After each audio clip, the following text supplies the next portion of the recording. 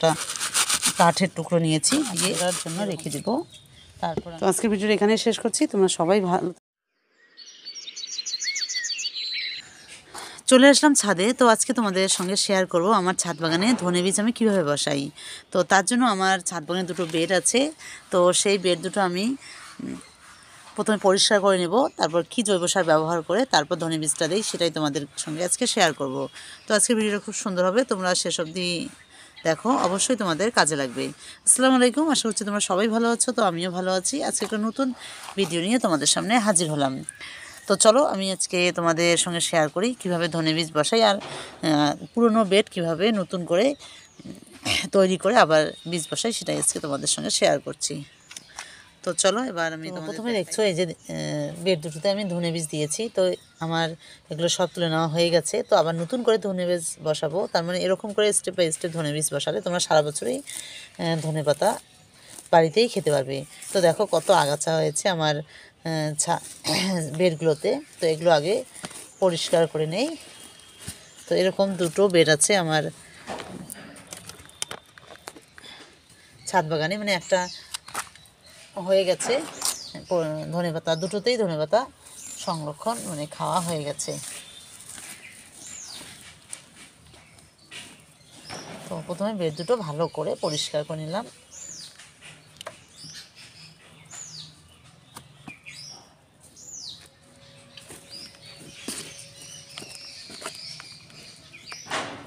তো এই যে বেড দুটো আগে ভালো করে পরিষ্কার করে নিলাম, নিয়ে তারপর এবার এটা ভালো করে খুঁড়ে দেব। তো দেখো বেড দুটোর মাটিগুলো একদম সুন্দর উর্বর আছে এখনও,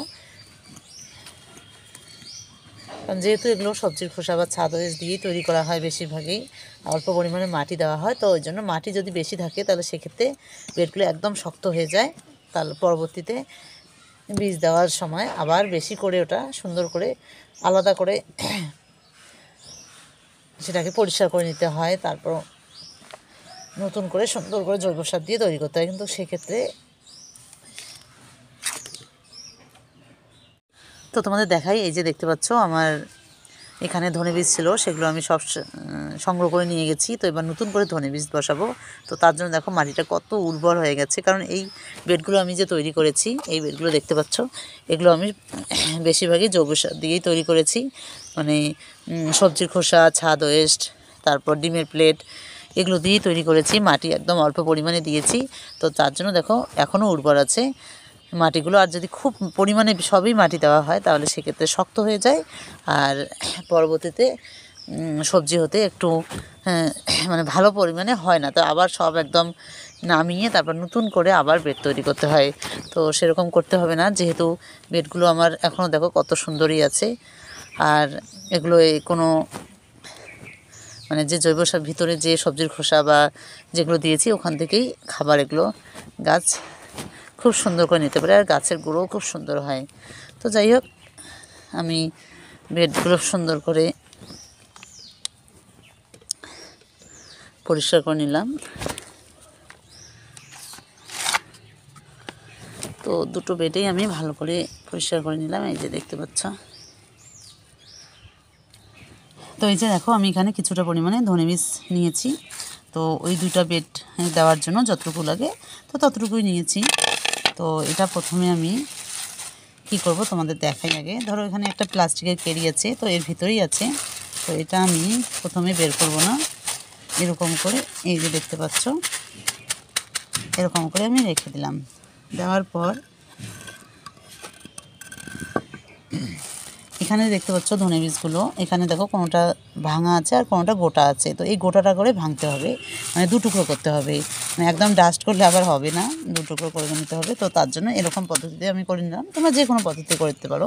তো এরকম করে আমি একটা শক্ত একটা কাঠের টুকরো নিয়েছি, দিয়ে এরকম করে দুটুকরো করে নেব। তো এরকম করে আমি দুটুকরো করে নিচ্ছি। তাতে কি হয়, তাড়াতাড়ি করে ধনে বীজগুলো মানে ধনে বীজ থেকে চারা তৈরি হয়, ধনে পাতা হয়।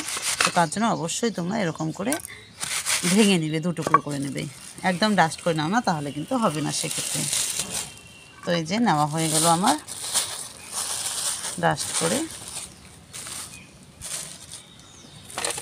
তো তো আমি একটা ফ্রিজে ঢেলে নিলাম।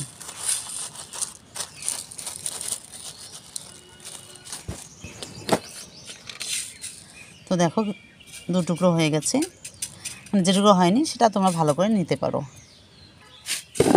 তো এই যে দেখো আমি ভালো করে 2 টুকরো করে নিয়েছি সব বীজগুলোই। তো এটা এবার আমি কিছু সময়ের জন্য ভিজিয়ে রাখবো, কিন্তু তোমরা একদিন ভিজিয়ে রাখতে পারো, বা একদিন ভিজিয়ে রেখে তারপর আরেকদিনের জন্য কাপড়ে, সুতি কাপড়ে একটা রেখে দিবে, তাতেও হয়ে যায়। কিন্তু আমি এখনই দেবো, তো তার জন্য ওই পদ্ধতিটা করলাম না। আমার আরও অনেক ভিডিও আছে ওরকম, তোমরা দেখে নিও।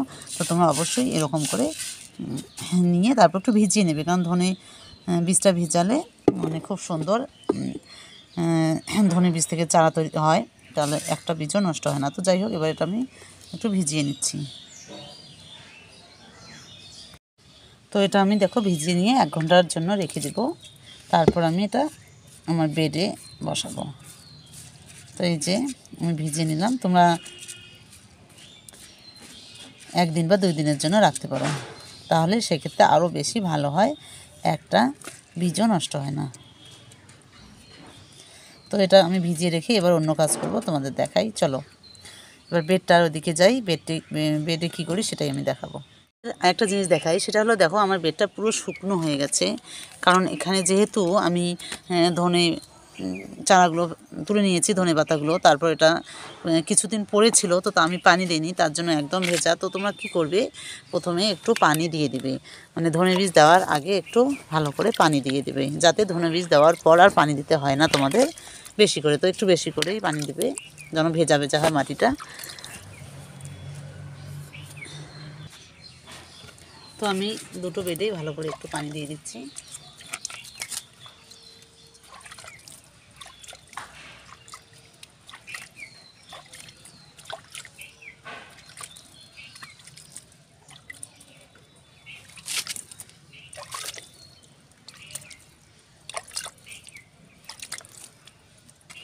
তো এই যে দেওয়া হয়ে গেল, মানে আমি একটু হালকা করে ভিজিয়ে নিলাম বেড দুটো। এবার 1 ঘন্টা পরে আমি তোমাদের দেখাই ধনে বীজটা আমি কিভাবে দেই।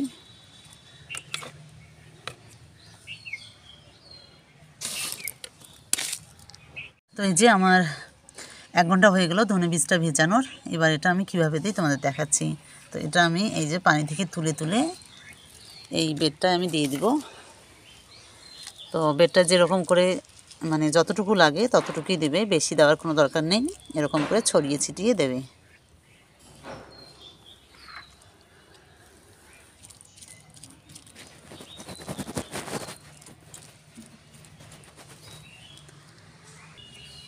তো আমি 2টো বেডেই দিয়ে দিচ্ছি ছড়িয়ে ছিটিয়ে।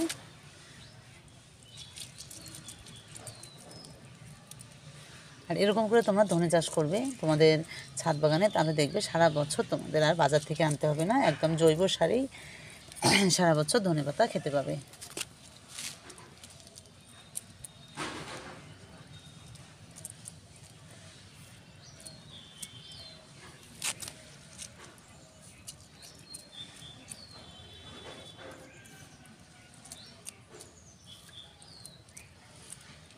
তো হয়ে গেছে আমার ধনে বীজ দেওয়া।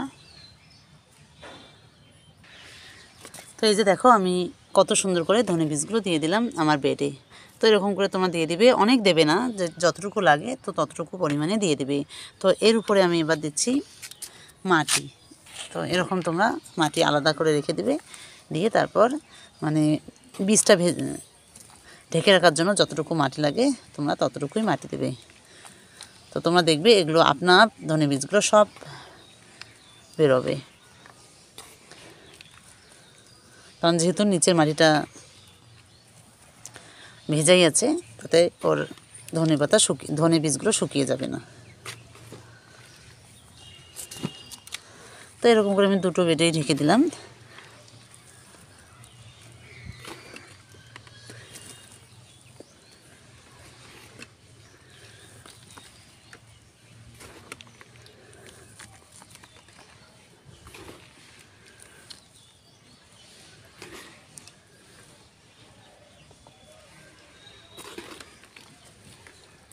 তো এই যে হয়ে গেল আমার ধনে বীজ বসানো।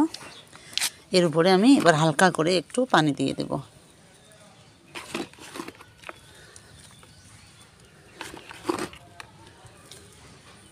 এই যে হয়ে গেল। এবার আমি হালকা করে এর উপরে এই যে এরকম করে একটু হালকা করে তোমরা পানি ছিটিয়ে দেবে।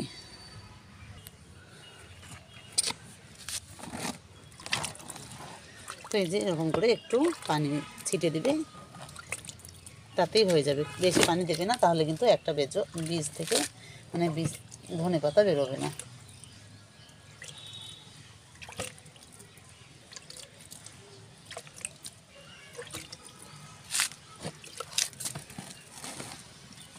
তো হয়ে গেল আমার ধনে বীজ বসানো। তো তোমাদের কেমন লাগলো অবশ্যই কমেন্ট করে জানাবে। আর এরকম পদ্ধতিতে তোমরা ধনে বীজটা বসাবে, সারা বছর ধনে পাতা খেতে পাবে। তোমাদের মানে প্রয়োজনীয় যে ঘরের রান্নাঘরের চাহিদাটা সেটা মিটে যাবে। তো আজকের ভিডিওটা তোমাদের কেমন লাগলো তোমরা অবশ্যই কমেন্ট করে জানাবে। তো আজকের ভিডিওটা এখানে শেষ করছি। তোমরা সবাই ভালো থেকো, সুস্থ থেকো। আর তোমাদের সঙ্গে নেক্সট ভিডিও দেখা হবে। আর তোমরা এরকম ধনেপাতা তোমাদের ছাদ বাগানে পাবে আর সারা বছর খেতে পারবে। তো কেমন লাগলো অবশ্যই কমেন্ট করে জানাবে। আজকের ভিডিও এখানে শেষ করছি। তোমরা সবাই ভালো থেকো, সুস্থ থেকো। আর তোমাদের সঙ্গে নেক্সট ভিডিওতে দেখা হবে।